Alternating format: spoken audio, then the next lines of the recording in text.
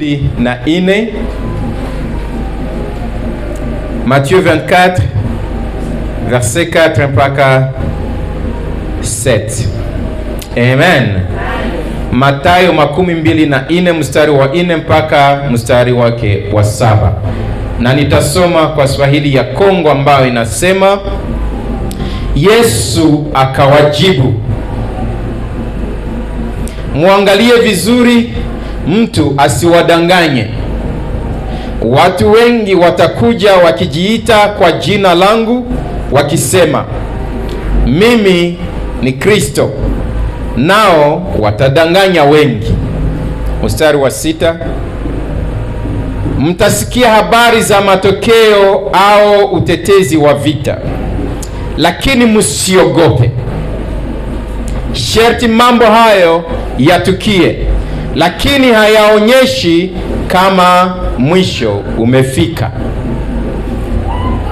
Kwa maana taifa litapigana na taifa, na ufalme utapigana na ufalme.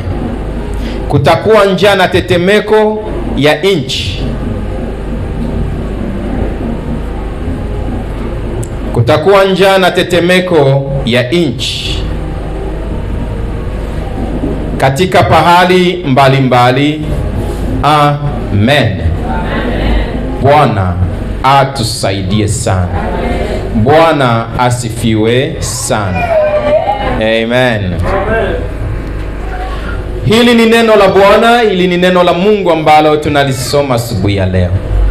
Mahali tunasoma ni Yesu ambaye iko na tayarisha wanafunzi wake kuhusu siku za mwisho. Amen. Yesu anazungumza kuhusu siku za mwisho ama alama za siku za mwisho. Kuko nyingi sana ambazo anataja.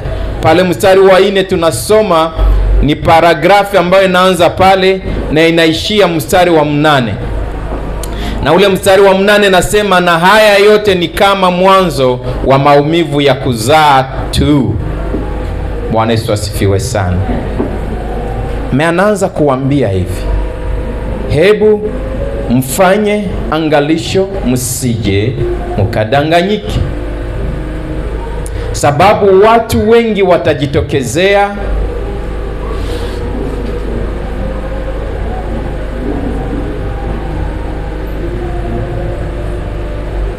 kwa jina langu, na watasema mimi ni Kristo. Haleluya.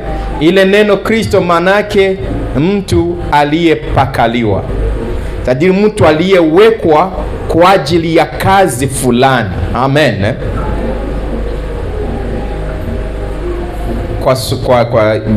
Kwa ukasoma mahali pengine anaita Masihi, Mesi. Amen. Haleluya. Nao watadanganya wengi.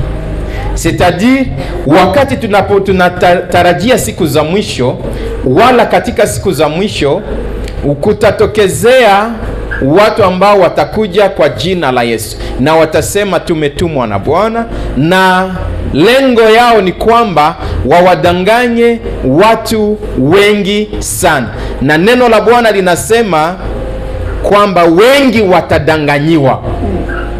Sababu ya jina la nani? Watu watajitokezea na watasema sisi tumekuja kwa jina la Bwana. Haleluya. Kwa hiyo swali ambao Petro unaweza kujiuliza, sasa nitajua mtu wa kudanganya namna gani? Neno la Bwana linasema tutawajua kwa matunda yao. Lakini mstari wa 5 mstari wa 6 inasema, mtasikia habari za matokeo au utetezi wa vita. Matokeo, vita zitatokezea, mtasikia zile habari, wala mtasikia watu wako wanasema juu ya vita. Amen. Lakini Yesu anatuambia, lakini msiogope. Ambie jirani, lakini usiogope. Sababu vitu gani ambao vinaogopesha watu? Vitu vyenye vinaogopesha watu ni vitu vyenye batu banaona, wala vitu vyenye batu banasikia. Mambo ambayo naambiwa ina uwezo ya kuleta oga ndani mwako. vitu ambavyo naona vina uwezo ya kukuogopesha. Bwana tusaidie sana. Na watu wanaposikia vita ile inafanya nini? Ile ambao wanasikia mainformation, watu wanasikia zina kapasite, ziko na pouvoir ya kuhakikisha zinazala woga ndani ya mioyo ya watu. Mungu wetu atusaidie sana. Amen. Hallelujah. Amen. So mtasikia habari za matokeo au utetezi wa vita. Bwana anatuambia msiogope.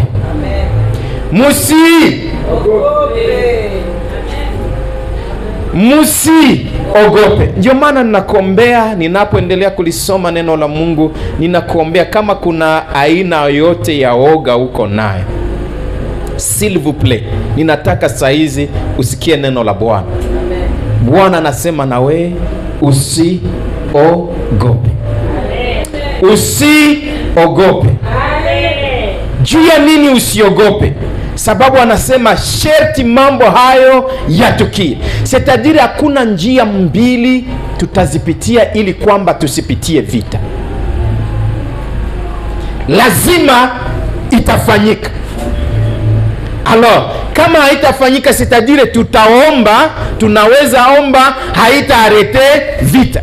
Ndio maana kama uliomba juu ya vita ambayo ilifanyika mahali hapa na uko desi sababu maombi, unafikiri maombi yako haikufika, ninataka utulie kimya. Parce que beaucoup de gens, watu wengi wanajiculpabilize, wanasema mbona Mungu tulipiga magoti, mbona Mungu tulinena kwa lugha, mbona Mungu tulitabiri. Bwana ametuambia tunaweza kuomba, ni vizuri, na nitakudemontre kazi ya maombi yako hapa. Amen. Bwana ametuambia lazima mambo yale yafanyike. Lazima utetezi wa vita tutavisikia tu, bitafanyika tu. Na pale chini anasema kama hamuniamini, anasema lakini hayo hayaonyeshi kama mwisho umefika. Oh, ninamsifu Bwana. Sababu vita sio mwisho wa maisha yangu. Sababu vita sio mwisho wa maono niko naye.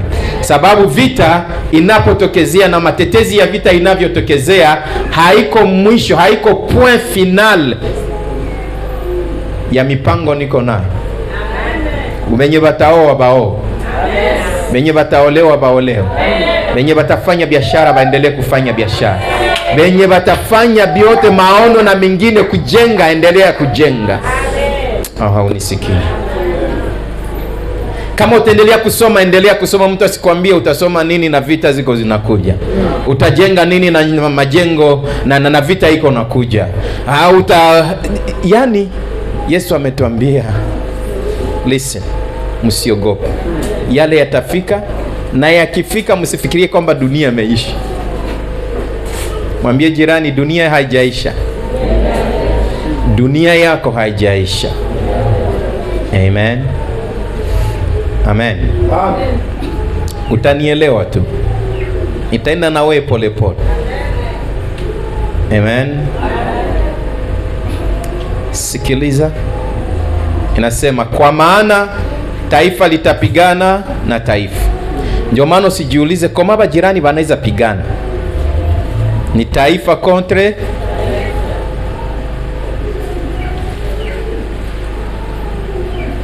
Halo? Halo? Niko mhubiri tu. Amen. Na mnaniua, niko mhubiri tu. Ninahubiri neno la nani? Hatuwezi kulinyamazisha. Lazima taifa na taifa vifanye nini? Taifa njoo nini? Ili neno taifa ni zaidi ya vile tunaifikiria. Haiko inchi na inchi. Yes, inaweza kuwa inchi na inchi, inaweza kuwa kabila. Ili neno taifa linamaanisha kabila fulani na kabila ingine binaweza kupigana. Nation. Ile neno nation haiko inchi. ile neno nation nashuka mpaka chini kwa kabila yako. Tulikuwa nasema juu ya identite culturelle kwa wale walikuwa na mie hapa. Inamaanisha nini kabila? C'est ainsi que unaweza kukutana inchi moja mko kabila hii na ile, c'est-à-dire mataifa hii na ile binaweza kufanya nini? Pigana. Haimaanishi tu kabila inakuja mpaka kumafamilie. Ndio maana unakutana mfamilia yako mko vita.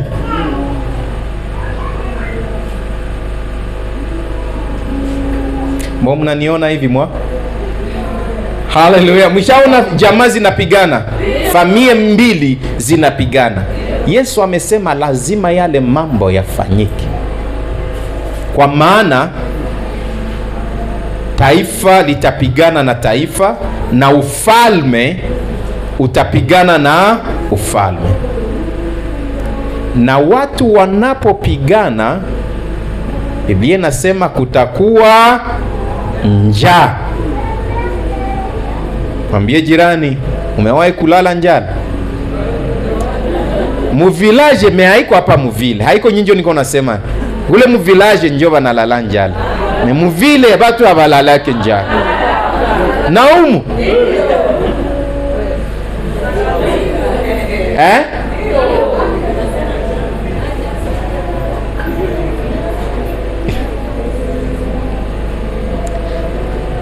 Na mu vile batu banalala njala? Hakuna. Amen. Kutakuwa njaa na tetemeko ya inchi katika pahali mbali mbali. Bwana Yesu asifiwe sana. Amen. Alors, kama mchungaji ninaposoma neno hili, Biblia ambalo ni neno la Bwana limetuambia kwamba vita tutaisikia na matetezi yake tutayasikia. Sitadi tunaweza kufungula radio hapa wala televizio, tutasikia vita iko mahali fulani, watu wako wanasema, wanakomante. Tumeishi hapa Goma, tuko hapa Goma, na Bwana amekupa neema ya kuwa hai, na mie niko hai. Tumeishi vita, na wapendwa wengine wanaendelea kuishi mpaka saa hizi. Tukifungua mitandao yote saa hizi tukifungua mitandao yote, 80% ya mapublication na bingine iko nasema kuhusu vita. 80% iko nasema kuhusu vita. Maredio mbalimbali zinasema kuhusu vita. Na Yesu amesema yale matetezi tutayasikia. Na mwanadamu anaposikia mambo kama haya, mie mwenye naishi Goma hapa Kongo, wala mwenye naishi Uganda, Burundi, hapa Rwanda, tunaposikia mambo yale, kitu cha kwanza ambacho tunakipata ni woga ambayo inatuingilia. Bwana Yesu atusaidie sana. Sababu ya yale ambayo yanapitikana hapa Goma, hapa Kongo, kulikuwa mikusanyiko mbalimbali ya Nations Unies, ya ONU. Amen. Organisation des Nations Unies, mataifa, umoja wa mataifa. Na acha niseme na wewe, zimoya nilifuatilia baraisi fulani mbalimbali, watu wengi walisema kama swali la Kongo halishughulikiwi, linaweza kuzaa vita ya mataifa mengi hapa Afrika. Ndio walisema. Bwana tusaidie sana. C'est-à-dire yale ambayo tuko tunaona yanaendelea hapa, ina uwezo ya kuzaa vita Sudan. Haikuanzia pa. Ilianzia wapi? Ina uwezo wa kuzaa vita Burundi. Haikuanzia pa. Ilianzia wapi? Ina uwezo ya kuzaa vita katika inchi mbalimbali za Afrika. So lazima watu wa Mungu na kanisa tusijifanye kama hatuone mambo haya. na tukose kuyaongelea. Sasa somo langu asubuhi ya leo ni kwamba wakati vita inakuwa, namna gani kanisa linaweza kusaidia watu wake. Ndio somo ambalo tutajifunza asubuhi ya leo. Sababu Yesu amesema hapa kabisa, amesema lazima yale mambo yatafanyika. Ametuambia sababu ya hii, msifanye nini? Msiogope sababu ya yale mumesikia kuna sionzini, kwamba vita itatokezea huku na kule na kule na kule na kule. Msiogope. Amen. Na ya kwanza nitasema na wewe ni kwamba tuelewe madhara ya vita. Na hapa nitasema juu ya 3 tu. Les effets de la guerre. Wakati vita inatokezea, nini inatokezea? Hallelujah. Nini inatokezea? Na ya kwanza ambayo vita inaleta kwa maisha ya watu, hii ambayo Biblia inasema kama ni alama ya siku mojawapo ya alama sinye za siku za mwisho. Vita inapotokezea iko na effet psychologique juu ya psikolojia ya mtu. Kichwa yako, servo yako haitatumika tena. Sawa. Bwana tusaidie sana. Amen. Vita inaweza koze vitu ambavyo tunaita traumatisme na trouble post traumatique. Njoo ya hii. Wakati mtu anapitia ndani ya vita, inabulverse maisha yake yote na inaacha vitu kukichwa yako. Amen. Amen. Njoo kweli ile. Njoo kweli ile. Ndio maana tusianguke tu mu maisha. Vita imefanyika, batu zaidi ya 5,000 wamekufa, batu zaidi ya 4,000 bako na majeraha, alafu tuseme na tuendelee tu na maisha. Lazima tukue informe.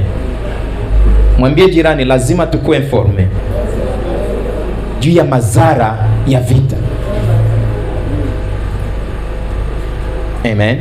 So ya kwanza ni effet psychologique ambayo inatokezeana na ile tunaita, inaleta ile ambayo tunaita traumatisme na trouble de stress post traumatique, wengine wanaita TSPT. Amen. Amen. Bwana Yesu tusaidie sana. Amen. Namna gani nitajua kama niko na traumatisme na matrouble zile ambazo ziko koze na vita? Ya kwanza nitaiona. Na we kama mimi nasema moya, utie tu mkono yako nasema ndio, kukua honete. Bwana tusaidie sana. Ya kwanza nitajua kama vita ambayo ilitokezea imenigusa akili zangu. Alama ya kwanza utaiona ni hii. Utakuwa na yenye banaita cauchemar wala ndoto mbaya. Tia mkono yule kama Mungu akubariki. Exactement. Ile kitu inagusia, sio kwamba ni mashetani, ni sababu ya vitu ambavyo umepitia katika mji huu pendant 3-4 jours. Na vingine tuko nasikia kule, bilianzia kule mbali na tuko tunavisikia. Usifikirie kama bimeacha kichwa yako vile. Ya kwanza utaanza kulala na unapata ndoto mbovu, ndoto mbaya. Na haiko tu ndoto mbaya kwa yenye banaita flashback. Unaanza kuishi ile meme shows. Unaweza kuwa unaikala na unasikia mlio ya masasi, lakini masasi haiko inapigiwa.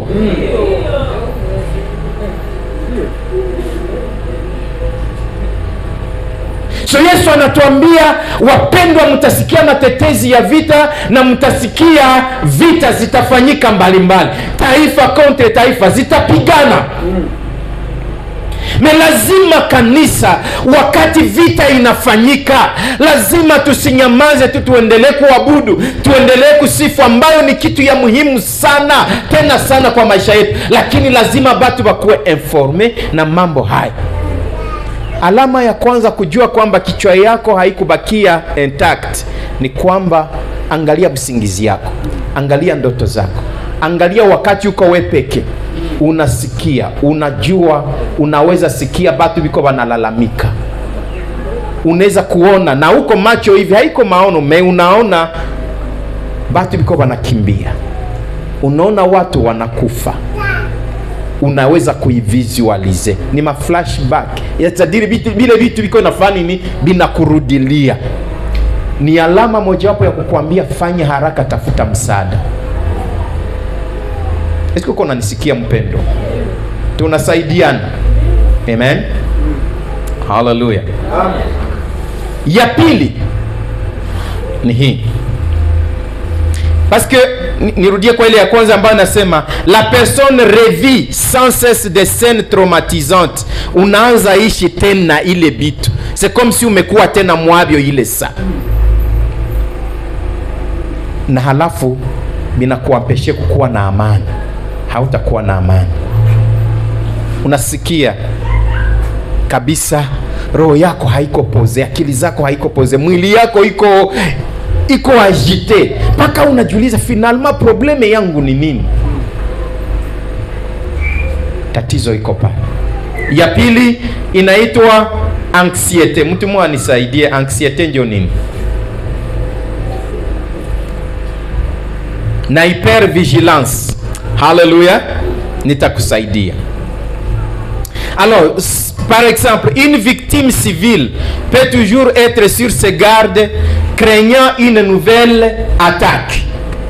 Nitakupa ushuhuda tulioipata humu na utanisaidia, niko nafundisha. Amen. Anxiete ni nini? Anxiete ni wakati unajisikia uko na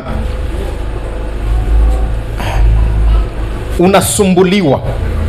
Vile Biblia nasema usijisumbue kwa neno lolote.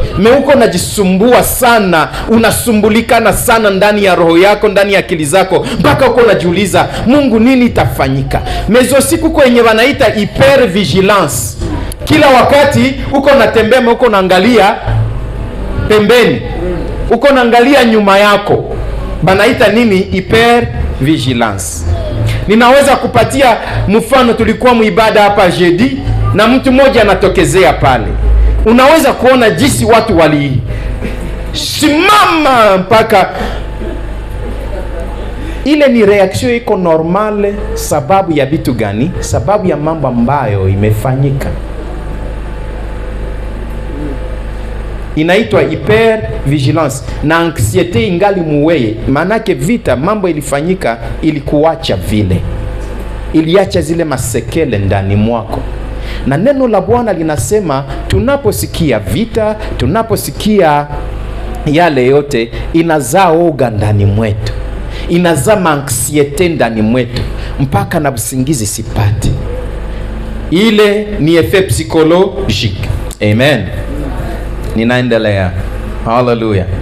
Kuna kuwa sinye ya pili inaitwa ni depression na sentiment ya vide. Unajisikia ndani mwako hauna kitu. Hijua watu wengi wakati huu wanajisikia wasiombe Mungu. Uko vide kabisa ndani mwako, tisanke hauna tena hamu ya kitu. Kama ni wewe, tia tu mkono juu. Ni kwa Mungu akubariki sana. Hii mambo lazima tunakuwa honete. Amen. Tunakuwa honete. Na mie pia. Hallelujah. C'est-à-dire l'individu peut se sentir inutile. Unajisentir uko inutile, hauna kazi. Ndio maana uko naona bengine uko nasema ingelikuwa ni mie kama mimi nakamata bunduki. Ile mabitu iko nafanyika muroho za batu. Kuna vraiment vinafanyika vraiment. Kisha baadaye hauna hayo, unaanza sema sasa kazi yangu ni nini mwa nchi? Ndio naona kuzalika ya wazalendo wengi sana. Sababu ya hii, wengi huwa wanajisantire initile, wanakamata fopo. Mnajua fopo? Kuko watu wanakumbuka fopo. Unaenda kukilalo ya nini yenye haifai, unatafuta solution kunjia zenye hazifai. Bwana Yesu atusaidie sana. Probleme ni nini? Ni sentiment ya vide. Unajisentire kama uko wepeke, uko culpable ya mambo ambayo uko nafanyika hapa. Mungu wetu atusaidie sana. Amen. Amen. Hallelujah. Ile banaita syndrome du survivant. Syndrome ya survivant ndio wae. Ni ile wakati unasemaka mimi siko wa maana kuliko bale wenye balikufa. Si mnasikia kama watu wanasema vile. Na sawa wanasema vile tunapiga mikono. Mumaibada na tuangaliane verite, tuambiane verite. Tunasikiaka watu wanasema mimi siko wa maana kuliko wale. Probleme yenye iko natuma mtu anasema vile sio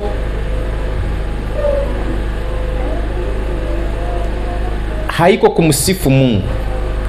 Kuko culpabilité quelque part mu roho yake, mu conscience yake. Na ile culpabilité si kwamba ulifanya kitu kibaya, mais simplement uko unajisantire kwamba uko vide mule ndani, uko inutile. Sio kama uko unanisikia. Na ile kitu ndio natuma wengine wanakamata madecisions zenye hazifai, sababu wanafikiria kwamba kaka usilale huko mbele yangu utatuma usingizi yako na nini. Ni ule ndio nilikuwa nasema. Amen.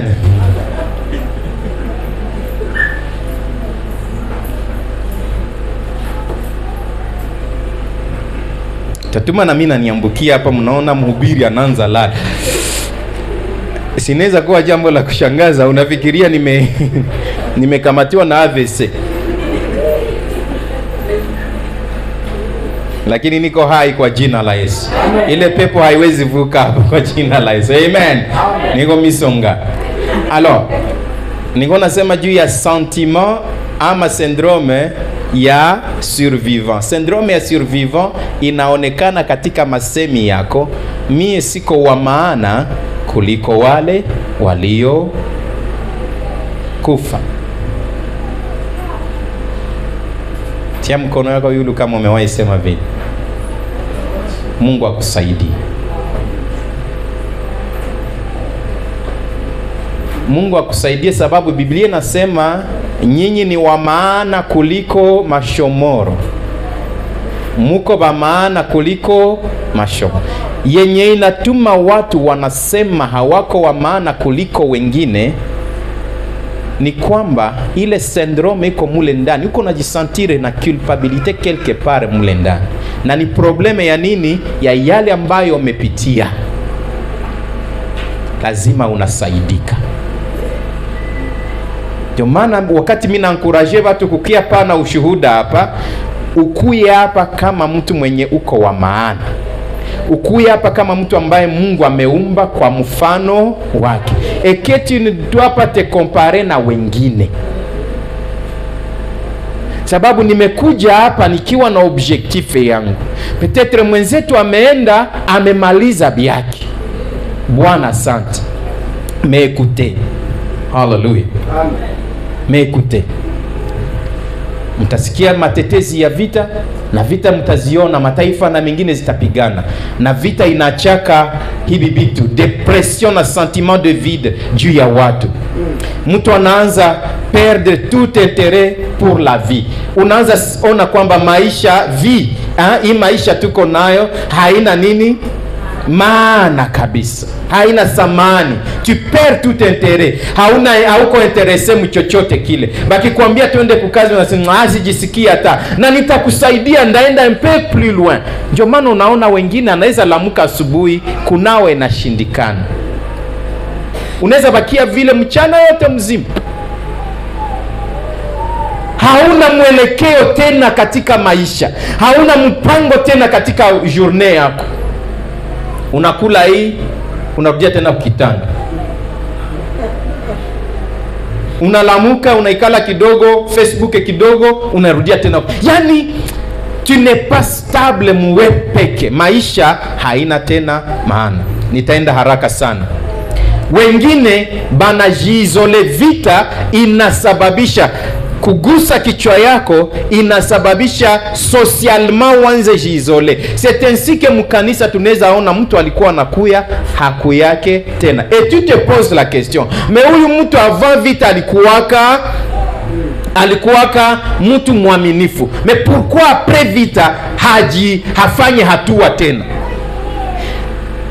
Kama eglise atuelewe ile, tutaanza juger batu, tutaanza hukumu watu wengine bila kujua, paske taifa langu linapotea kwa kukosa maarifa.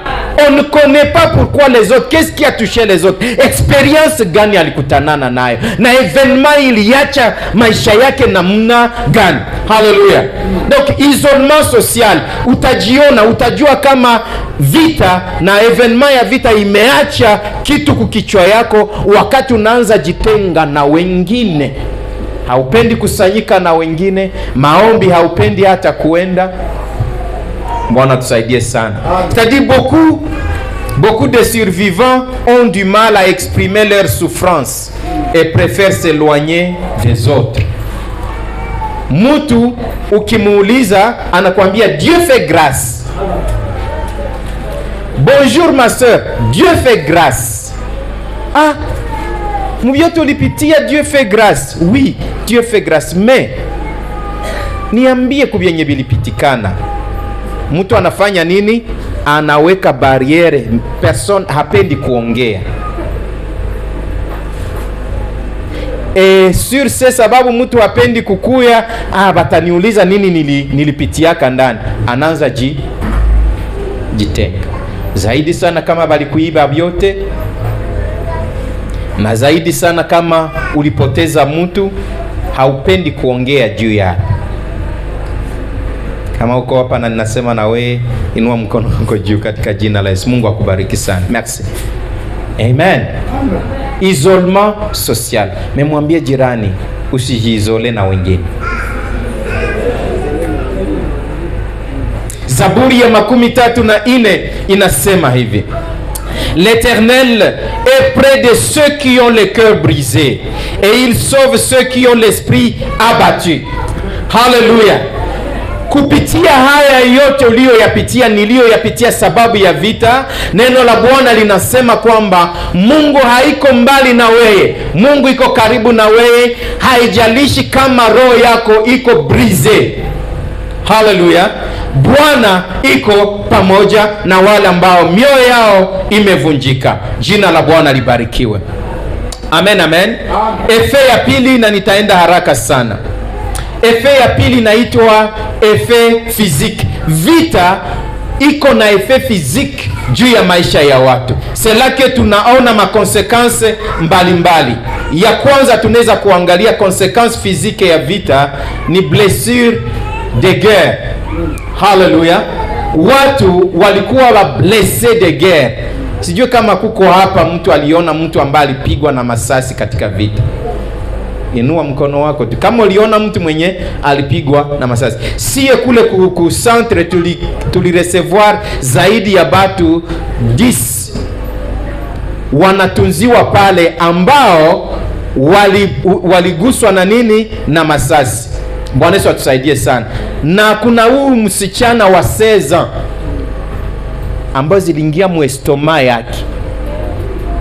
Fikiria huyu. Physiquement kumaisha yake iko na problem deja.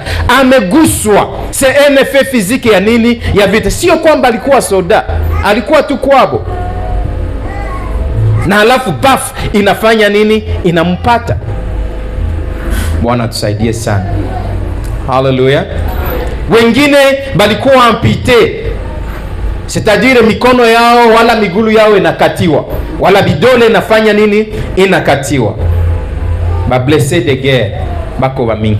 Na tunasikia kwamba hapa tu mwai a partir ya ile le 25 c'est le 20 ndio le 25 janvier mpaka ile lundi il y a eu karibuni zaidi ya 4000 blessés. Ukienda mu hospitali utaona. Si wewe uko sawa uko nyumbani. Si wewe uko naingia mubisi, wengine wanalala, wengine miguu yao iko hivi kwenye hospitali. Sababu ya nini? Sababu ya vita.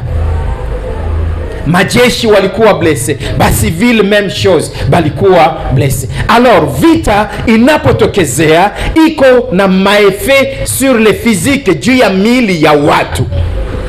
Bwana Yesu atusaidie sana. Amen, amen. Hallelujah.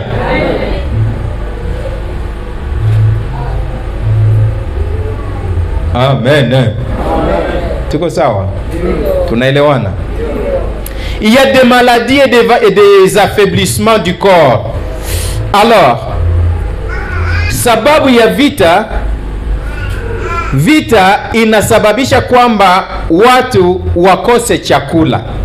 Ndio maana unasikia katika Yesu anapoendelea kusema, anasema na kutakuwa njaa. Tulitembea mahali na wapendwa wamoja hapa kanisani, na ninaweza kukwambia machozi yalitaka kututoka. Kwa nini machozi? Sababu wako watu likutana batoto mama baliungulula mihindi. Unao mihindi baliungulula mihindi karibuni difwa, bile vyenye bilibakia après le 10e fois njo vyenye kona piga sawa chakula. Halafu fikiria kama utakula ile une fois, 2 fois, 3 fois, batoto yako watakuwa namna gani? Watakuwa na akili gani? Resulta ya ile takuwa bwaki kwa shiorko. Watu wataanza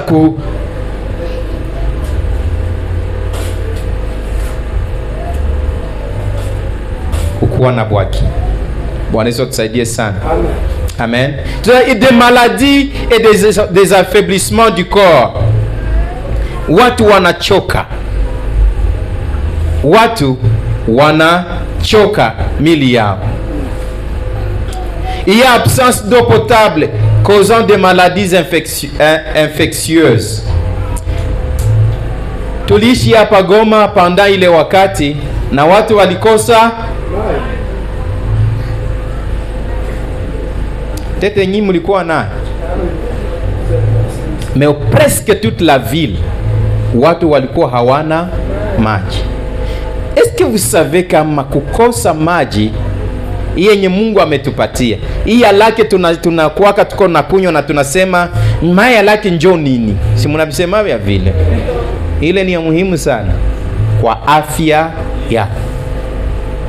Na wakati unaikosa, mwili yako inaanza develope magonjwa, sababu watafiti wanasema kwamba maji ni dawa.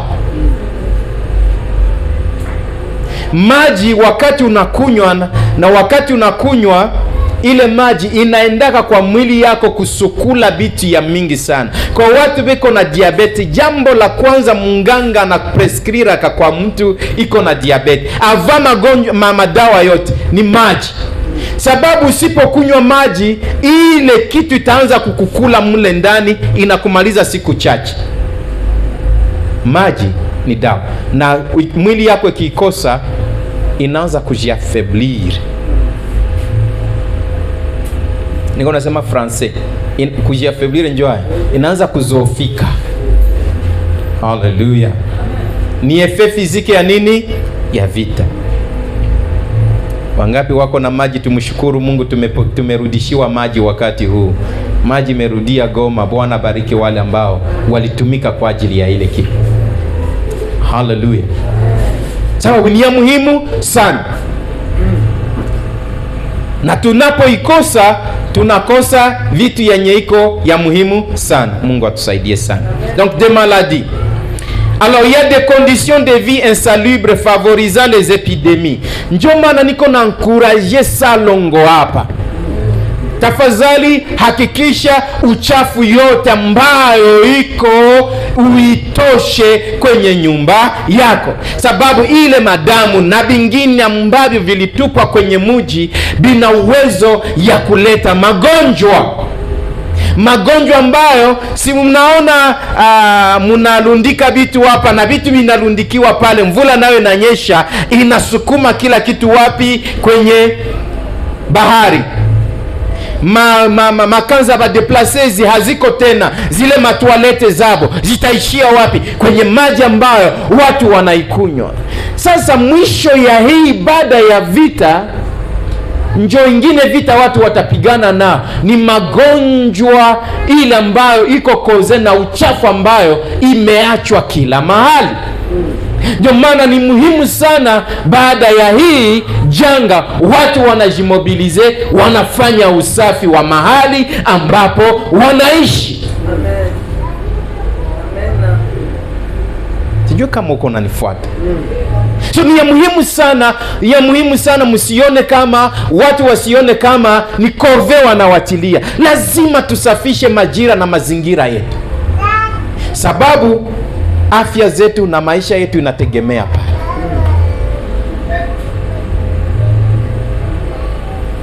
Ningana sema na we. So ndio maana kanisa wakati ya mambo kama haya lazima tunaambia watu. Na conséquence physique ingine ni kwamba il y a ce qu'on appelle handicap permanent et des douleurs chroniques. Watu wengine tuliwajua wako na migulu yote mbili na mikono yote mbili, baada ya hii vita petete, baada ya hii mwezi Mungu akiwasaidia wapone, tutaanza waona wamepoteza sehemu moja ya mwili yao. Inakuwa handicap permanent yenye inajue sana kwa maisha ya mtu. Mtu ataanza jiuliza, nilikuwa na projet ya hivi, nilikuwa na ndoto ya hivi, nilikuwa na hii, c'est comment est-ce que ça va se passer? C'est ainsi que ninawasihi sana kwa jina la Yesu, wakati vita inafanyika, zaidi ya yale tuliyoyaona hapa, usikimbilie kitu yenye kugusa kitu yenye haujui. Ita wataalamu. Par exemple, ukiona grenade, hapana kwenda kuificha nyumbani, hapana kuigusa. Ita watu ambao wako specialize kwa ile. Ukiona silaha usifiche nyumbani kwako, ita watu ambao wanahusika na mambo kama na yale. Na haya mambo lazima tunaiambiana kweli, sababu ile kitu inaweza resulte kuripusha nyumba yako, inaweza kukuacha kilema maisha yako yote, haubijui, haukuvisomea.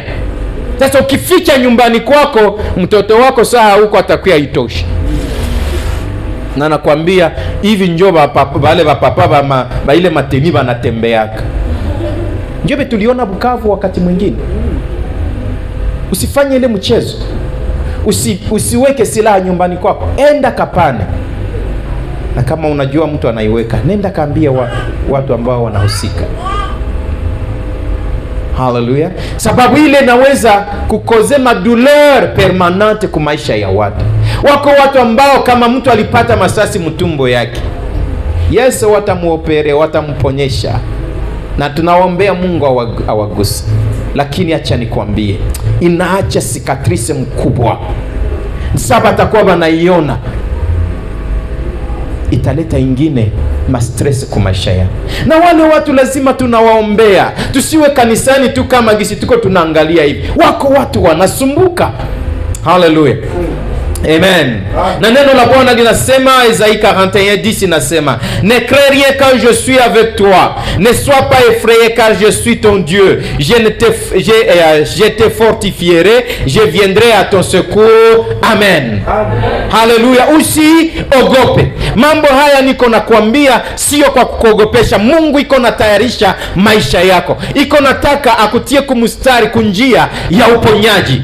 Kutakuwa vita. Hallelujah. Ya tatu ni effet social, les effets sociaux. Amen. Na makonsekansi yake ni hizi. Bwana tusaidie sana. Perte de proche, c'est-à-dire mtu anapoteza mtu wake wa karibu. Eske humu kuko mtu mwenye alipoteza mtu wa karibu? 1, 2, 3. Mungu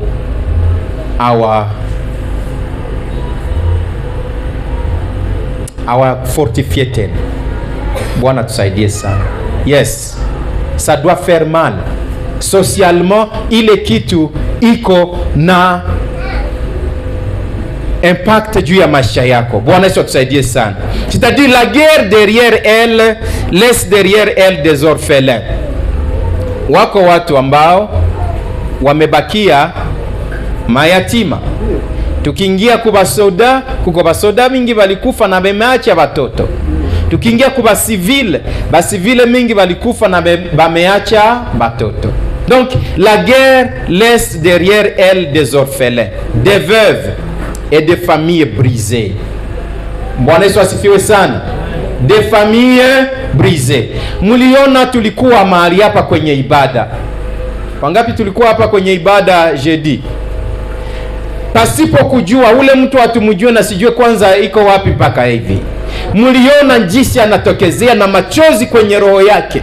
Iko nasema namna vita imebrize maisha yake.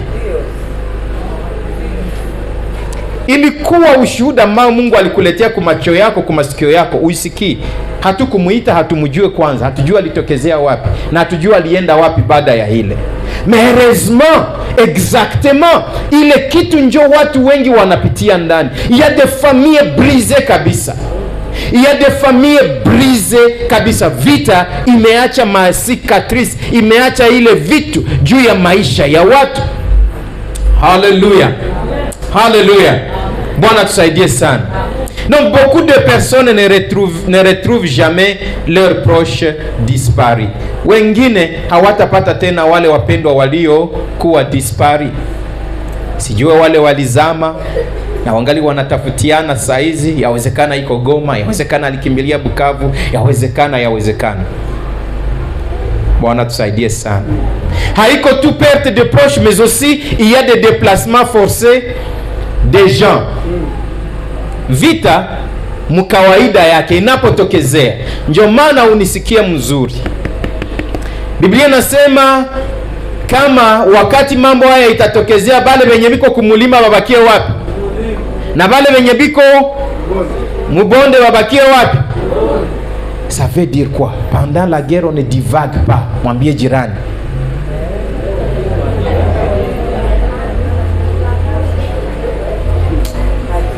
Unisikie.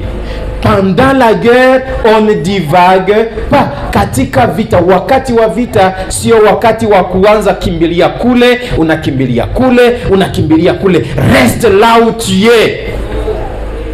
Bakia kwenye uko. Leo tuko le 40e.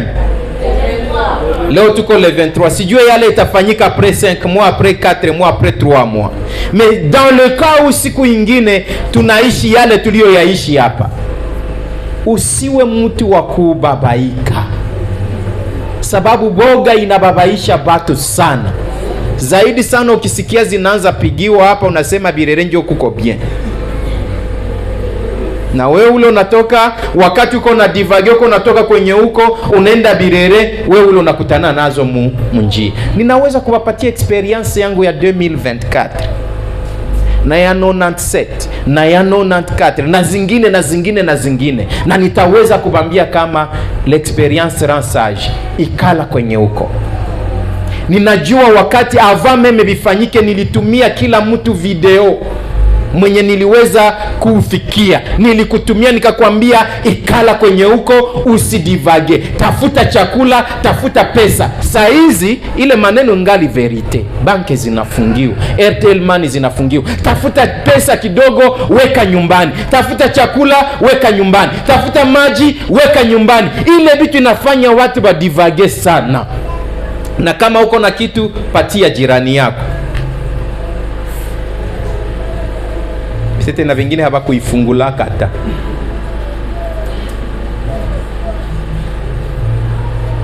Nilifanya kazi yangu kama kiongozi. Je fais mon travail kama kiongozi. Alors, hallelujah.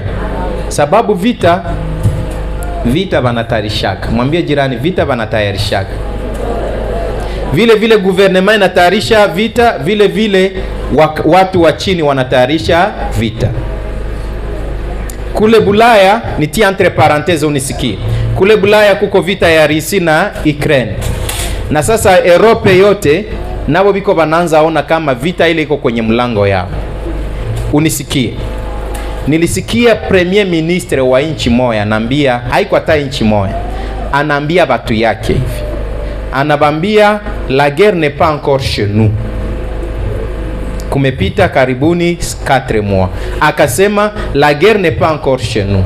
Mais mimi nabambia kama kila mtu aanze kuweka pesa cash mu nyumba yake, sababu la de toute façon cash haikuwake tena ovyo ovyo hivi, na kwa kama carte. Sasa wakati wanasema kila mtu aweke pesa za likide mu nyumba yake, kila mtu aanze jenga tanki ya mai kwenye juu ya nini? Sababu wakati vita inakuya, kuna kwa zile infrastructure zinakuwa kavize. Moja wapo ni kura, ya pili inakuwa maji, ya tatu barabara, ya ine ni connection communication. Kama hatutajua bile, hatutajua kujitayarisha. Na watu ambao wamejua, wanajua kwamba vile infrastructure zinagusiwaka sana. Hallelujah. Banki haitatumika bila internet. Ile ilikuwa entre parenthèses. Sasa viongozi wa nchi yetu nao walibidi waambie watu, walibidi wanatayarisha watu, hapana kudanganya watu, parce que il faut être véridique. Niko nahubiri neno la Mungu, tulidanganyiwa sana. On ne nous a pas dit la vérité. On n'a pas dit au peuple la vérité. Amen. Mnayo siko politicien, niko mhubiri. On nous a pas dit la vérité. Na vitu vya mingi viliharibika sababu kweli ilikuwa haiko. Wakati watu biko nakimbia, biko wanaambia nous sommes là. Mais hapo baisha inda bwana. Arrête. Bon, il y a entre parenthèses, musabu bil. Hallelujah. J'étais donc en train de parler ya juu ya madéplacement ya batu. Kuko batu walitoka hapa wanenda Bukavu. Kama uko na mtu mwenye alienda Bukavu, tia mkono hiyo. Alikimbia kwenda Bukavu. Exactement, tunabayua. Haiko bale tu, kuko wengine walivuka mipaka, wanaenda Rwanda, wanaenda Uganda, wengine wanaenda Burundi. Kwanza sai Burundi bamwawe kwa muka. Sasa ulikimbilia nini? Mimi siko na minimize mtu kukimbia, siko nasema sasa usikimbia, hapana. Kama utakimbia utatoka, njoo banaitaka plan ya evacuation, banaitayarishaka. Habakimbiake wakati ya masasi. On ne court jamais, on ne fuit pas, kama njoo kufuire, kama njoo kukuriri. Mile misibioni lugha za kule mbali. Abakimbiake wakati ya vita. Banatokaka sababu plan ya evacuation banaitayari shaka. Na banabambiaka maintenant banawapatia autant de jours. Simu nilisikia bako banapita mu quartier biko rambia mutoke kule mwa hii espace sababu bitu bitaharibika kule. Mais exactement. Amen. Avant aéroport ekamatike tulisikia MONUSCO iko natosha batu yake, iko na evacuer batu yake. Ça se passe avant, haiko wakati vita ilishafanyika. Utaruka wapi basi? Tu seras considéré comme ennemi. Wanatusaidia sana. Ningo nasema namna kanisa linaweza saidia watu yake kuelewa mambo ya nini? Mambo ya vita. Na wewe uko hapa. Nitaenda haraka sana. Madeplasement za watu walikimbia sana. Watu walienda kila mahali. Na wengine hawayarudia Goma. Mebambie warudi. Bangali naogopa. Hakuna problem. Hakuna. Bato ziko mwambi. Burundi. Basi. Mungu abasaidie bajisikilie kumwili yao. Amen. Mais exactement c'est ça. Njo verite ile hatuwezi kuikatala, hatuwezi kuenda autour. Njo maisha batu banaishi, chaque peuple ina vivre ile pendant la guerre. Donc wakati Yesu anasema na mutasikia katika Matthieu 24:6 anasema na mutasikia matetezi ya vita na taifa vitapigana. il y a des choses qui se passent pendant la guerre. Na effets za guerre, matokeo ya vita njo hizi niko nakwambia hapa. Madeplasement ya population zinakuwaka.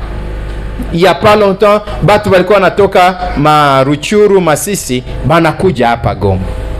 C'était le cas c'était alors le tour ya Bagoma nao baende Masisi. Nao baende Ruchuru.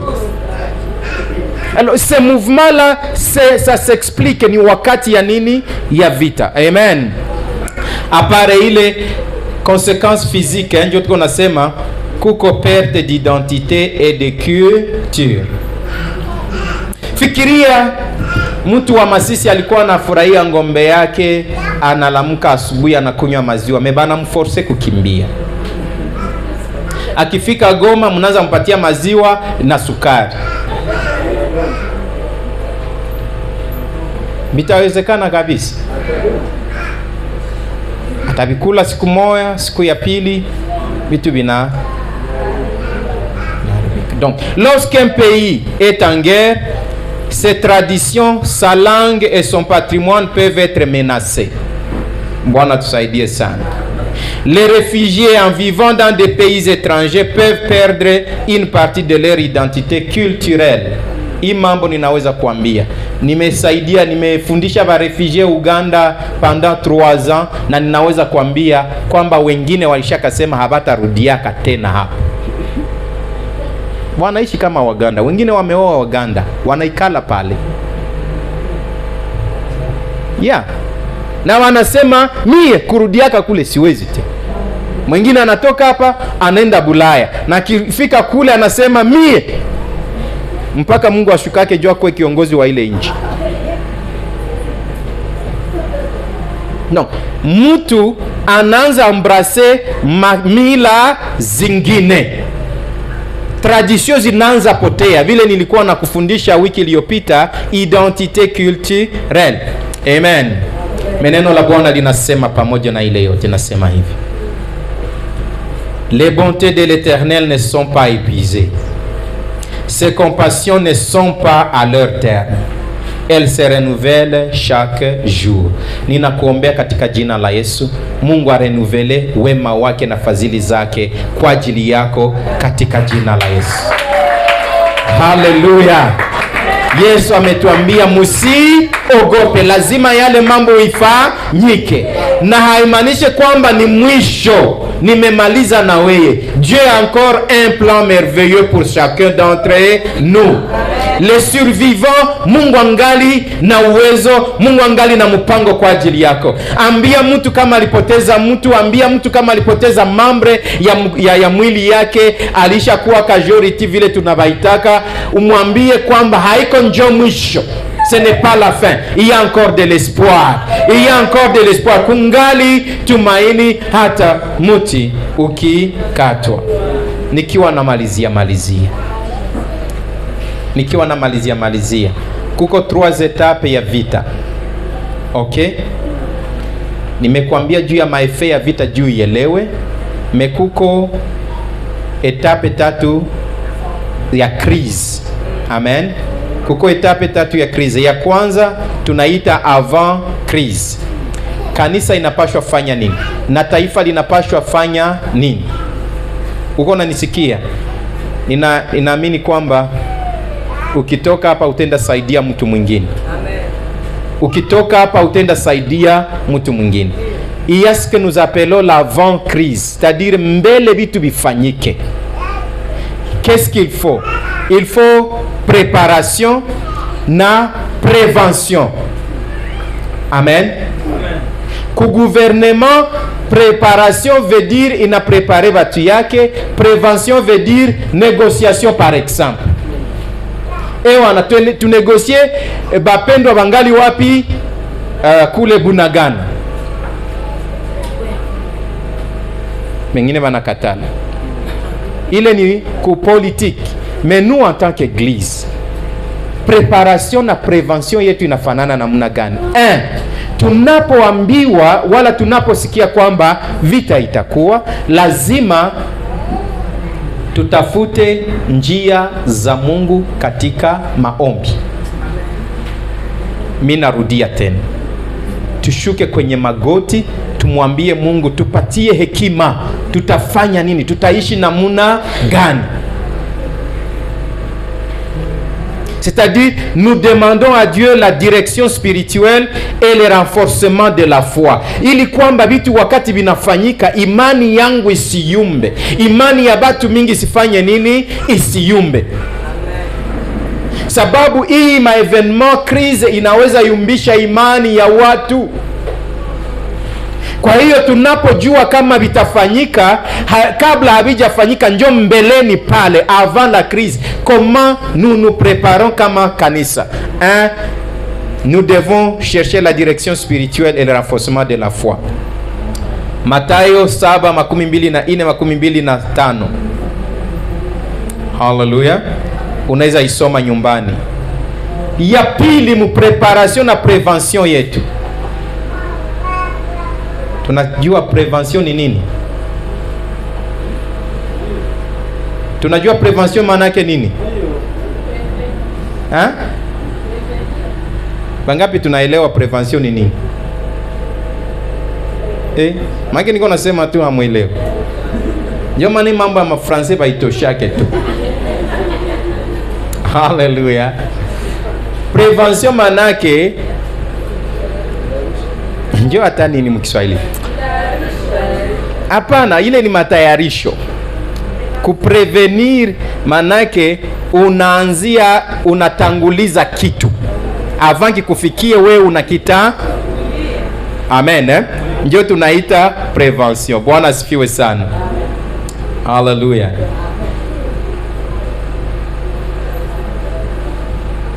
Hallelujah.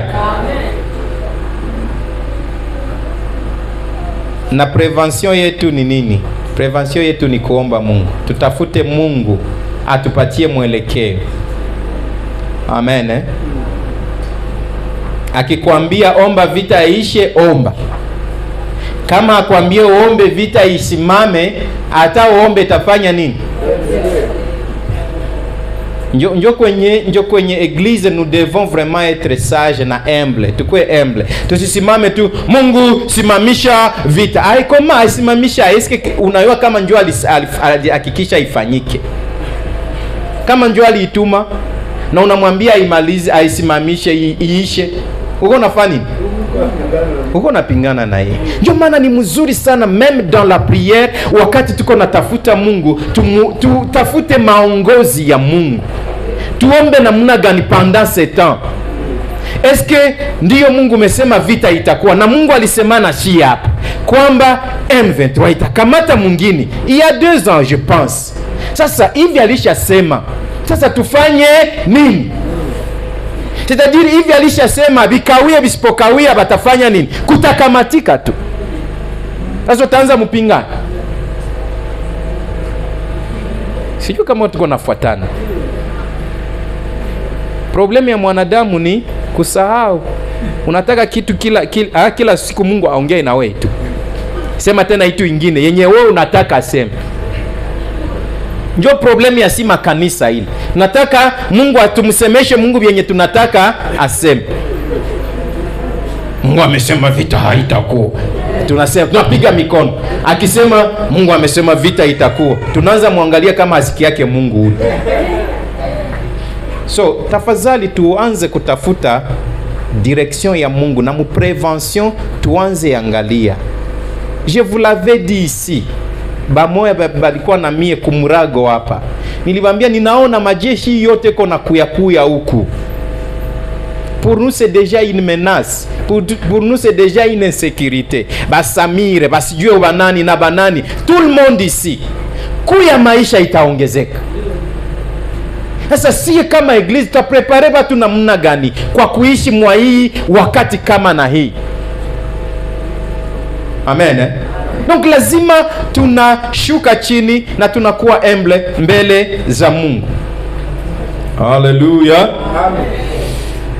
Apart kutafuta direction na renforcement ya Mungu, la communauté doit se développer, c'est-à-dire l'église doit favoriser l'unité afin que les gens puissent se soutenir mutuellement en temps de difficultés.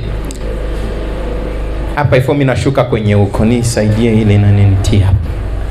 Mimi nasema hivi, communauté, si tuko nous sommes une communauté. Na sasa tunasema communauté, watu bananza angalia makanisa. Non, c'est l'ensemble d'un peuple, c'est-à-dire Goma yote mzima, c'est une communauté.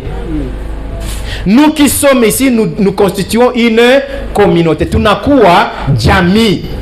Alors wakati ya vita wala wakati tumesikia avant vita ifanyike, krize yoyote ifanyike, lazima communauté inakuya pamoja, iangalie namna gani tutasaidiana ili kwamba tureisire mambo, watu wasikufe na njala, bengine bakose mai, bengine bakose hiki na kile. Nilisikia mtu mmoja anasema alienda kutafuta maji kule, na kakutana mtu mmoja iko na kuya anabeba, mtu mwingine iko na kuya anabeba. Hapo wanasimama pale, ile wakati yote ulishakuya kamata 2 fois. Bengine wamesimama pale, wewe unarudia, unaenda unarudia. Upendo ya watu imekuwa wapi? Sike watu wanataka wakamate biote, baachie wengine bure. Ndio maana niko nakemea kila mwenye alienda pie. Ça va l'encontre ya norme na njia za nani? Za Mungu. Kama ulienda lazima unatubu mbele za Mungu. Au utalilipa upende usipopenda. Je dois vous le dire ici. Sitakuficha, ukanichukia unichukie, ukanipenda unipende. Vérité inabakia vérité. Pendant ce temps ici, njoo batu biko wanaulizana, comment est-ce que tutasaidiana? Uko na biashara, comment est-ce que tutasaidiana? We usiende iba mwingine asiingilie mwingine. Nous devons nous unir. Tunapashwa kuungana, tunapashwa kushikana mkono. Mu video yangu nilitumiaka kwa kila mtu, nilisemaka ukiwa na chakula partager na mtu mwingine. Qui a fait ça?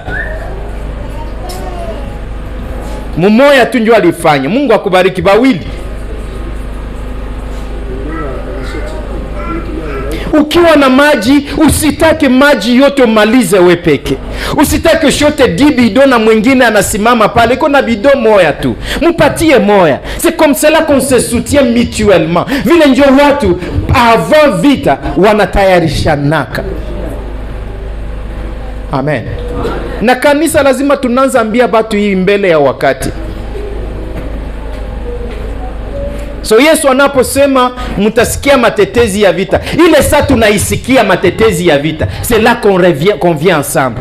Wana tunasikia matetezi ya vita. Koma tujitayarishe kimaombi, tutayarishe watu. Koma tuanze tayarisha roho za watu, kama hivi vitu vitafanya nini, vitafanyika. Mais sasa pratiquement kama communauté tusaidiane namuna gani? Wewe uko na kitu gani? Na wewe uko na kitu gani? Na wewe unakosa kitu gani? Tukuye pamoja. Ile lishaka enda wapi? Tunganaelewana? Tungali naelewana. Ile ni avant la crise. Le développement ya communauté. Galates 6:2 inasema portez les fardeaux les uns des autres. Mubebeane mizigo. Ndio itakuwa rahisi. Sasa tunasomaka hivi mu makanisa, watu wanaikamataka kiroho tu. Mais physiquement, pratiquement ndio hivi tuko tunaishi. Usiende iba mwingine, haubebe mzigo yake, haumsaidie. Je vous dis, watu wengi ambao wamepoteza vitu yao hapa, tutaanza ona bafuba mingi moi barabara. Nilisikia témoignage ya baba moya butiki yake, magaze yake bakaingia ndani, bakaiba kila kitu na baadaye bakailunguza. Anasema hivi, anasema mie niko na nyumba ya kupanga na niko na $25,000 ya deni ya banki. Sana kuya mbele ya magazi, anatafuta anguka tu yenye iko naona. Et c'est cher de choses tutabiona hapa. Ba mingi banatia mabifuli kumilango parce qu'ils n'ont pas comment commencer. Juu ya nini? Parce que on ne les a pas soutenus. Goma tukageuka bazalendo tu. Bye. Bukavu la même chose. Tuko nasikia Malubero c'est la même chose. C'est que akili zetu zinakufa nini? Tunapenda tujireleve na muna gani kama batu tena? Si maskini yote hili. Fasi zingine bananza paita senjo Dubai. Kule ku Dubai kwenye uko nauzisha vitu ya watu. Mungu huyu mwenye halalaki hata kuacha vile. Bwana Yesu atusaidie sana. Fikiria ule baba anatoka Mwabile, finalement comment atalipa nyumba namna gani? Atabeba watoto kwa masomo namna gani? Pale njo kwenye alikuwa anategemea, na wewe unakuwa na kamata. Na unaanza furahia kwako. Hey, ndugu yangu, uko nakula sumu yako we mwenyewe. Umejibebea sumu yako we mwenyewe nyumbani. Donc wakati ya vita ilibidi même avant, ça tunaanza sikia matetezi. C'est là qu'on développe des mécanismes ya kujiproteger. C'est pas ya kujiproteger, ya kujisaidiana, ya kubebeana mafardo. Nilibambiaka tuma message, jua kwenye mwingine iko. Jua mwingine anaendelea namuna gani, muulize. Message yenyewe balikuwa wamezikata.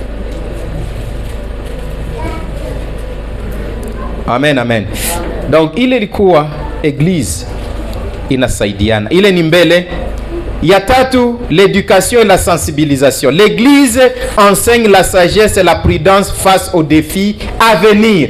Sasa tunaanza sikia ile matetezi, batu banaanza edukane. Unaona edukane?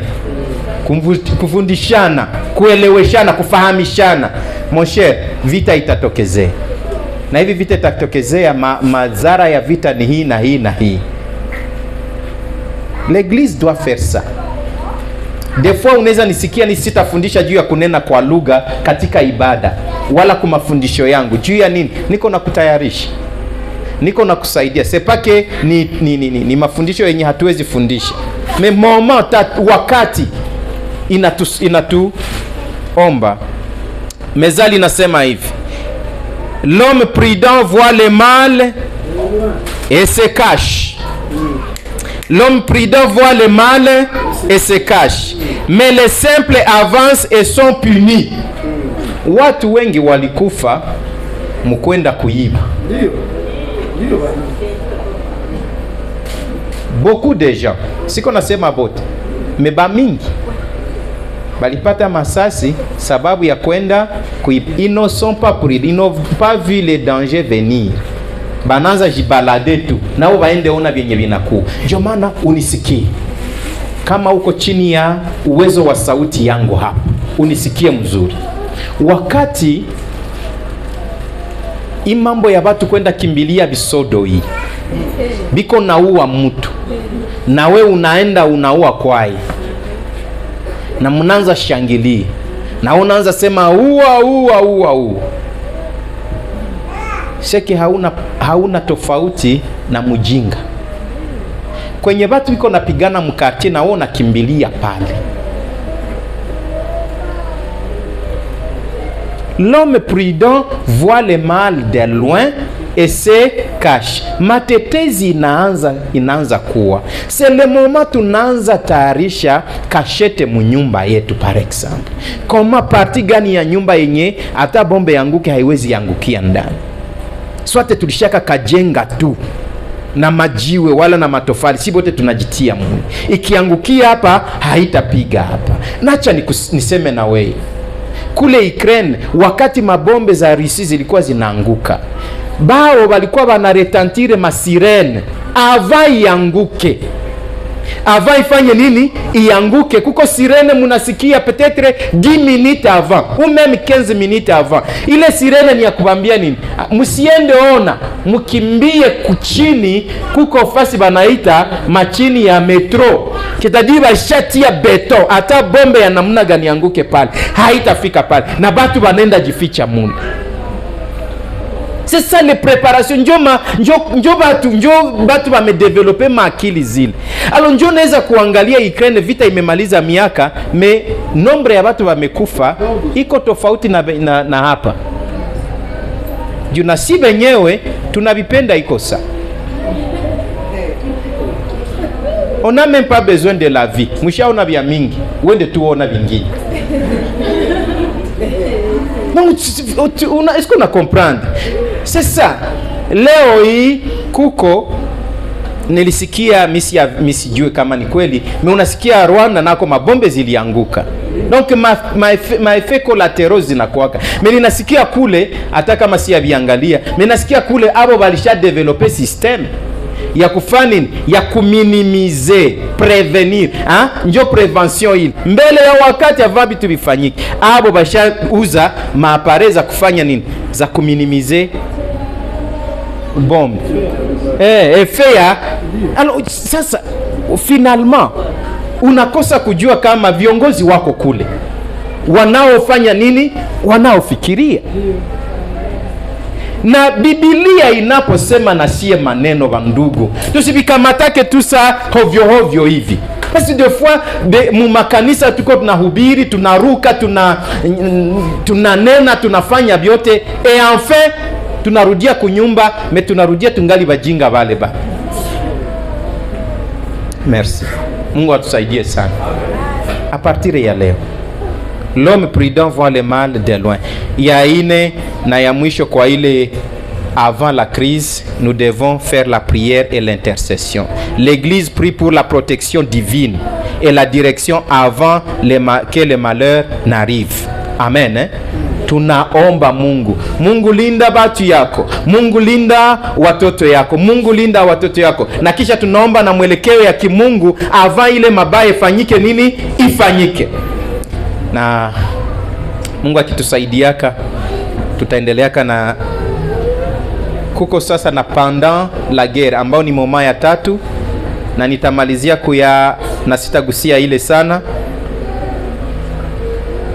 sababu pendant la guerre ndio tunaita nini,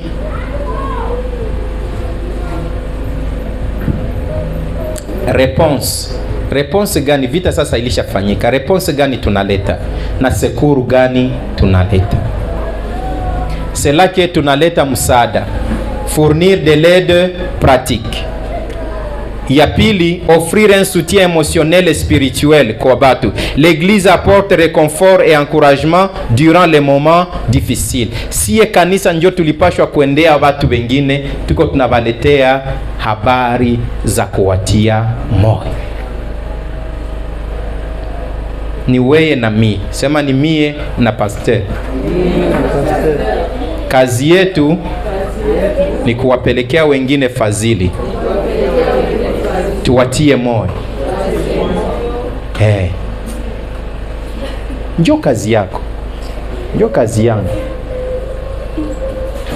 Hapana kujificha kusema sina si tuko wa vulnerable. Lakini Mungu we, je sais que nous sommes des vulnérables. Na deja tukisema vile tunaenda kinyume ya kazi Mungu alituitia. Tukisema tufanye utowaji, twende saidia benye habajiwezi, benye habako banalala munyumba sawe na mie. Unasema seme hauna kitu. Mwambie jirani, zile mangoza bio na vala. Amen. Ça, c'est offrir un soutien émotionnel et spirituel. 3. Mobiliser les bénévoles et servir les autres. L'église active ses membres pour aider ceux qui souffrent. Bible nasema car le Fils de l'homme est venu non pour être servi, mais pour servir et donner sa vie comme la rançon de plusieurs. 4. Plaidoyer et médiation. Ndio tunasikia Eglise Katolike iko nafanya. Eglise Katolike iko nafanya na SSC iko nafanya plaidoyer na mediation. Me batu biko banaita nini? Aseme biko na intérêt biko banatafuta. Leo nafikiri na wewe hautaanza anguka mwile meme mtego. Mediation ni sinjo tunaifanya Eglise. Sinjo tunaenda na Mungu awabariki wale wapendwa ambao wanafanya ile kazi. Mapiste de solution bako wanatafuta. Ni kazi ya kanisa. Ni kazi ya nini? Ya kanisa. Plaidoyer na nini? Na mediation. Wana, we parti ya huku na parti ya huku mko en conflit. Mkuye tuikale. Unataka nini na unataka nini? Unakamata vya huyu na unakamata vya huyu, unaingia wapi? Kati. Huyu anakuwa satisfait na huyu anakuwa satisfait, banakuwa tena mtu mmoja. Visa watu zinakuwa sauve. Itingizie jirani, mwambie tunamaliza. Hatuendake hivi. Amen. Proverbe 31:8-7 nasema, ouvre ta bouche pour les muets, pour la cause de tous les délaissés. Ouvre ta bouche, juge avec justice et défends les malheureux et l'indigent. Bwana asifiwe sana. Na kwenye tuko hapa, etape ya 3 ni après la crise. Sema na mie kwa sauti kubwa, après la crise. Après crise kuna kwa yenye tunaita rétablissement et reconstruction. Bwana Yesu asifiwe sana. Ndio maana unaona saa hizi après vita, mwenye nyumba yake bombe liangukia ndani, unaona anapanda yule, anaanza fani, anaanza rudisha linjanja. Mwenye mbao ilivunjika anaanza sasa pela reconstruction. Mabutike ziliibiwa, mwenye angali na uwezo anarudia, anaanza tia tena karangi kamupya. Kwenye kulilungula, ainsi de suite, s'appelle rétablissement. Mabato zinaanza kuya kutoka Bukavu, zingine zinatoka zinaenda kule. Iko mu processus ya nini? Ya rétablissement na reconstruction. Taifa lazima zifanye nini? Zisimame tena. Sababu Yesu amesema haiko njoo mwisho. Musishie pale. Haiko njoo mwisho. Haiko njoo mwisho. Haiko njoo mwisho. Ni alama tume hayakuwa njoo mwisho. Hallelujah. Lazima musimame tena, muishi tena maisha. Jina la Bwana libarikiwe.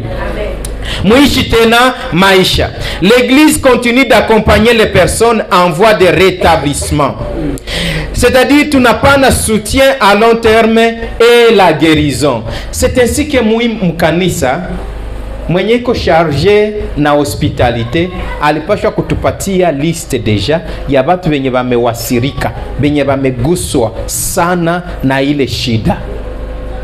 Tunawaandalia yenye banaita kama session, tunatayarishaka ya kuwasaidia kudetraumatize maisha yao na kuambia unaweza tena, kujaribu kuangalia pamoja na wao, kupanga tena kama utaanza maisha tena. Tawa kwa watu wamepoteza kila kitu wamepoteza. Na ni wa mkanisa petete. Mesko na yua kwenye iko. No. Lazima tunabatembelea, lazima tunabatafuta. Usilamuke unaenda mkazi yako fikirie kama vile uko sawa na bengine biko sawa. Pana bengine habana ile usawa uko naye. Kuko watu wameguswa zaidi ya wewe. Amen. Hallelujah. Ya pili ni restauration de l'espoir et encouragement dans la foi. L'église aide les gens à retrouver espoir et confiance après l'épreuve. Kanisa ni kazi ya. Romains 8:28 nasema, nous savons du reste que toutes choses concourent au bien de ceux qui aiment Dieu, de ceux qui sont appelés selon son dessein. Amen. Amen. Kila kitu inafanyika inakonkurire ku wema ya wale wanaompenda Mungu. Amen. Kanisa inapaswa fanya yenye tunaita reconstruction de communauté et de vie. Ndio maana mkanisa makompetences zinapaswa kuwa. Tunapaswa kuwa na ba menuisier, tunapaswa kuwa na ba peintre, tunapaswa kuwa na ba plombier, ainsi de suite. Dans le cas où kuko ndugu mwenye amepoteza nyumba yake, hana za kulipa tena nani? Za kulipa wa kumjengea. C'est nous qui allons là. Unatumikisha vyenye mikono yako inajua kufanya. Tia mkono wako juu, seme mikono yangu unajua kufanya nini? Amen. Haiko kupi yetu. Mikono yako inaweza kujua kufanya vitu vingine. Et c'est ça les compétences zenye batu biko nazo. Okay, tio yako haitembee tena mzuri. Mimi sitakulomba franka. Tuko mu reconstruction ya nini? Ya makominote. Njo zile makompetence tuko nazo zinaanza fanya kazi. Jina la Bwana libarikiwe. Ya ide blessé benye habana uwezo ya kujilipia tena. Ba munganga biko wapi Amen. Amen, amen. Reconstruction de communauté et de vie. Alléluia. L'Église joue un rôle actif dans la restauration de ce qui a été détruit. Néhémie 2, 17, 18. Citation ile. 4. Tunakuwa ku réflexion et croissance spirituelle. Les crises peuvent être une opportunité de croissance spirituelle et d'apprentissage. Wakati shida inatokezea, pale ndio mimi naishia. Wakati shida inatokezea, inaweza kuwa opportunité yako ya kukomala kiroho. C'est là qu'on doit poser des questions zote zenye ziko. Usijifanye kama unajua vyote. Kuna makestio zenye uko nazo za imani. Unaweza uliza pasteur, est-ce que Mungu iko mwaibi par exemple? Ensemble tunaweza kuikala, tunaiangalia. Bwana Yesu atusaidie sana. Amen. Est-ce que Mungu angali anapenda Wakongomani après vyote vimefanyika? Ndiyo, Mungu angali anapenda Wakongomani, peut-être hapendi vyenye Wakongomani waliko nafanya. Hakubaliane na wizi, tuseme vile. Hakubaliane na kuuana, Mungu hakubaliane na hili. Mebado upendo wake iko. C'est le moment ya kukomala kiroho. Jina la Bwana libarikiwe. Amen.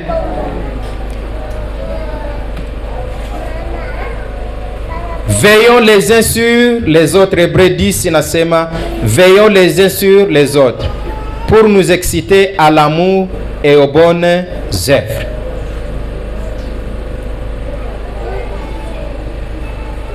Veillons les uns sur les autres pour nous exciter à l'amour et aux bonnes œuvres. Veillons les uns sur les autres pour nous exciter à l'amour et aux bonnes œuvres. Jina la Bwana libarikiwe. Amen. Nimemaliza. Lamuka sasa na wewe. Amen. Jina la Bwana libarikiwe. Veillons les uns sur les autres. Ndugu yako ni nani? Jirani yako ni nani? Kama uko mwa hii kanisa na uko kwenye hii ibada siku ya leo, unisikie, ni kazi yako kuveye kwa mwingine. Je me répète, batu ya Goma na Wakongomani, ni kazi yako kuveye juu ya mwingine. Hapana kwanza sema haba ni Baswahili na haba ni Bangala na haba ni Bafulani. Moi je n'aime pas ce terme là. Junani alichagulaka mbele za Mungu, alienda mbele za Mungu akamwambia, mimi unitie mwi Kongo kama fulani. Nani? Hivi hakuna. Kwa hiyo nitaomba ufunge kinywa chako unapoona mtu wa kabila lingine. Hallelujah. Shukuru Mungu, msifu Mungu sababu umeona ndugu yako. C'est ainsi que neno la Bwana linasema, ni kazi yako kuveye juu ya mwingine. Ni kazi yako kuveye, hapana kulala mkanisa. Ile haiko tabia mzuri. Wewe ndio niko nasema na wewe. Huyu. Msiko nalala mkanisa. C'est quoi ça?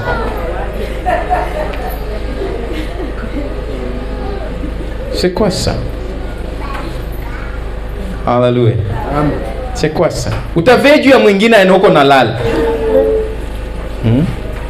Tuko mperiode kwenye Yesu alisemaka, hamwezi kuveye juu yangu kukesha na mie hata lisali moja.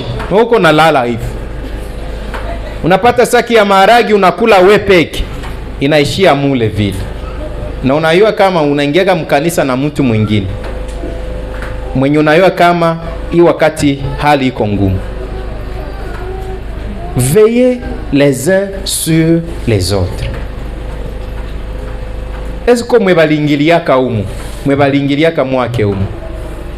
Mumoe. Balibeba mu bitu.